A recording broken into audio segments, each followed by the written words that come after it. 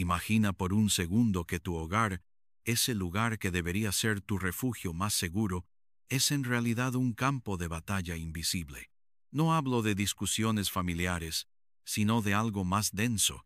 Imagina que desde los 4 años, tus juguetes no son muñecas, sino huesos utilizados en rituales, y que las canciones de cuna que escuchas son cánticos para invocar entidades.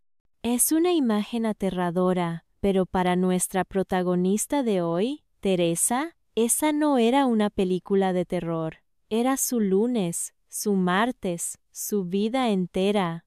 Estamos hablando de una mujer que creció en la profundidad de Luisiana, bajo la sombra de una herencia espiritual muy pesada proveniente de Haití. Lo que me fascina de este caso es cómo lo anormal se vuelve norma cuando es lo único que conoces. Exacto. Y es que Teresa no eligió esto. Ella nació en una línea de sucesión.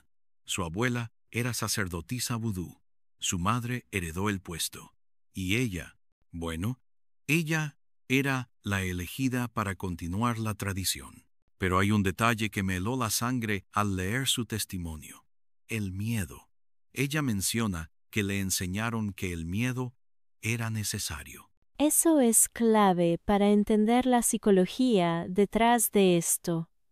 Le decían que cuanto más miedo sintiera, más fuerte sería la entidad que la guiaba. Piénsalo, estás condicionando a una niña para que asocie el terror con el poder y la protección. Es una manipulación emocional y espiritual devastadora. Teresa menciona que a los 15 años ya hacía trabajos para políticos y empresarios. Tenía poder, sí, pero estaba vacía. Y ahí es donde la historia da un giro que nadie esperaba. Porque normalmente pensamos que para romper algo tan oscuro se necesita un ritual igual de complejo, ¿verdad? Fuego contra fuego.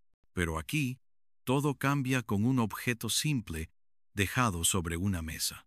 Una Biblia abierta en el Salmo 91.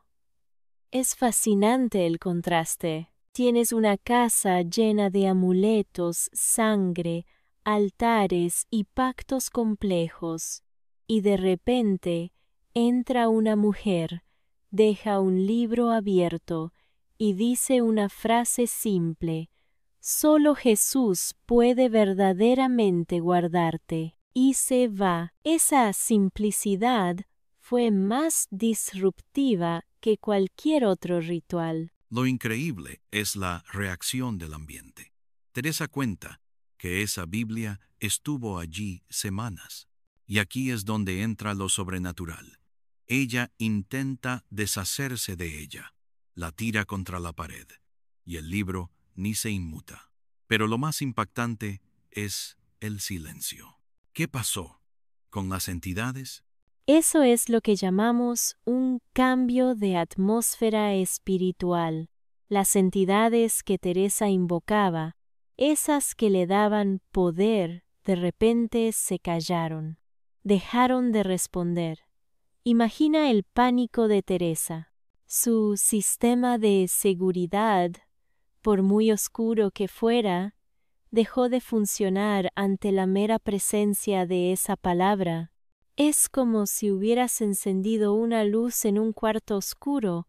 Las sombras no tienen a dónde ir, simplemente desaparecen o se esconden. Y ella describe una parálisis del sueño, ataques físicos.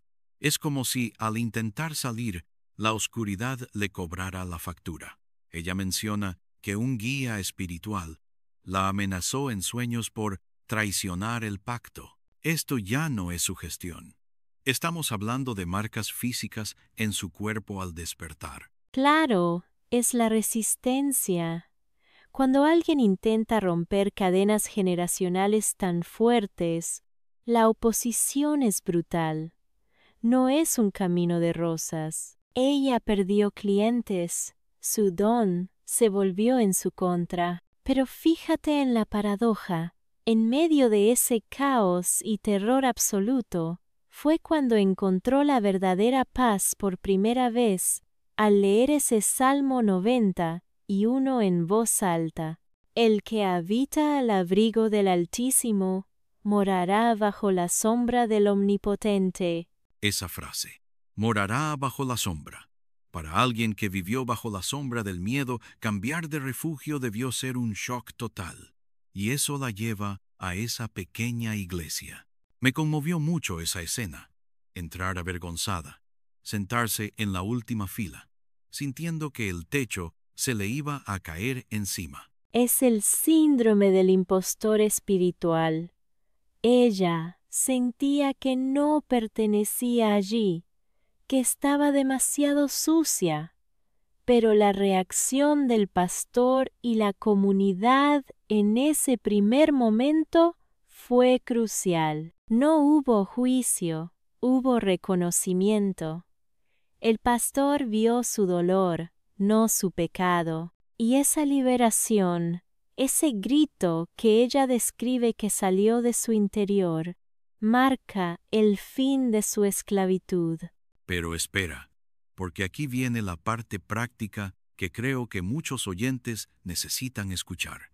Ella llega a casa esa noche y hace algo radical. No solo ora, ella limpia su casa. La limpieza espiritual es un paso que muchos ignoran. Ella no solo declaró que su casa pertenecía a Jesús, ella tomó acción física. Tiró los amuletos, quemó los libros, rompió las imágenes. Hay un simbolismo muy fuerte ahí. No puedes servir a dos señores. Para que la nueva atmósfera se estableciera, los objetos que ataban esa casa al pasado tenían que desaparecer. Y nota el resultado. Durmió como un bebé por primera vez en años. Sin embargo, la historia tiene un matiz agridulce que me parece muy realista. Teresa se convierte, es libre, pero luego enfrenta el rechazo dentro de la misma iglesia. Gente que la juzgaba por su pasado, mira quién era ella, decían. Lamentablemente, eso es muy común. La gracia de Dios es escandalosa para la mente religiosa. A veces, a los humanos nos cuesta aceptar que alguien que estuvo tan profundo en la oscuridad pueda ser limpiado instantáneamente y usado por Dios. Pero Teresa tuvo una madurez increíble. Entendió que su llamado no dependía de la aprobación de la gente, sino de la autoridad de quien la salvó. Y vaya que la usó. Ella dice, el infierno me usó por años, ahora el cielo me usará aún más. Es una perspectiva poderosa. Transformar tu mayor vergüenza en tu mayor arma. Exactamente.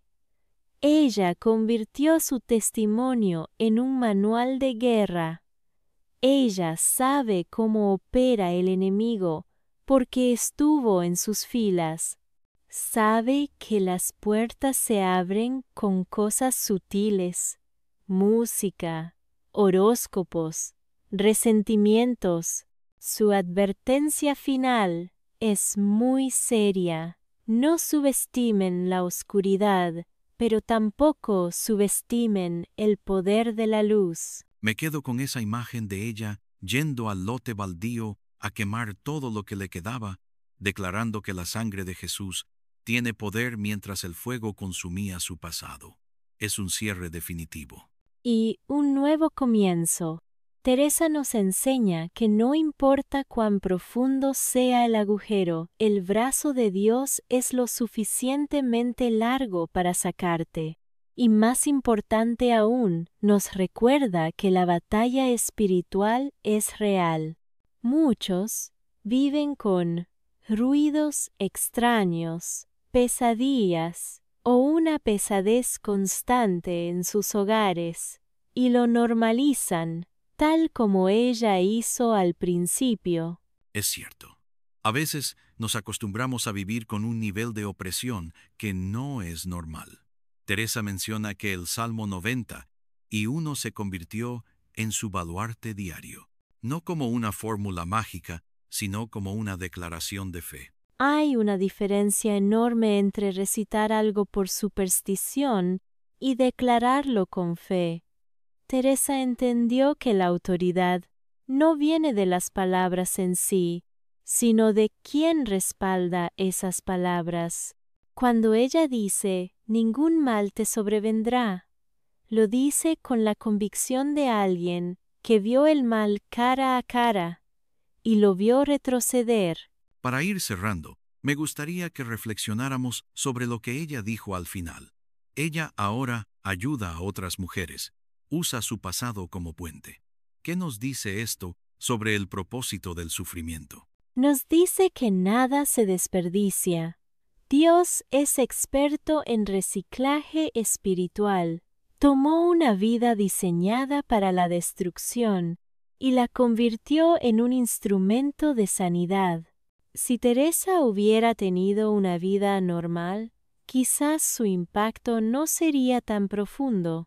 Su autoridad viene de sus cicatrices, y ese es un mensaje de esperanza para cualquiera que nos escuche y piense que ha ido demasiado lejos o que ha hecho cosas imperdonables. Totalmente. Si una macumbeira respetada, con pactos de sangre y jerarquía en el ocultismo, puede ser transformada en una sierva de Dios llena de paz, entonces no hay caso perdido. Así es. Y el desafío que nos deja es práctico. Revisa tu hogar, no solo físicamente, sino espiritualmente. ¿Qué puertas has dejado entreabiertas? ¿Qué pequeñas cosas has permitido que roben tu paz?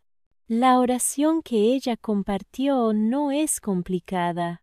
Señor Jesús, entra en mi casa, toma tu lugar. A veces, la solución más poderosa está a una oración de distancia. ¡Qué gran verdad! Solo entra donde es invitado a quedarse. Teresa invitó a Jesús, y Él cambió todo. Es un recordatorio de que la luz no discute con la oscuridad, simplemente brilla, y la oscuridad desaparece. Y esa luz está disponible para todos. No necesitas ser teólogo ni tener un pasado limpio. Solo necesitas, como hizo Teresa esa noche fría en la iglesia, rendirte y pedir ayuda. Una historia impactante, sin duda. Nos obliga a mirar más allá de lo visible y a reconocer que, aunque la batalla sea real, la victoria ya fue ganada. Gracias por este análisis tan profundo. Gracias a ti. Es una historia que vale la pena contar una y otra vez. Y a ustedes que nos escuchan, si sienten esa pesadez de la que hablamos, recuerden el Salmo 91, recuerden a Teresa, y sobre todo, recuerden que hay un nombre, sobre todo, nombre. Nos escuchamos en el próximo episodio.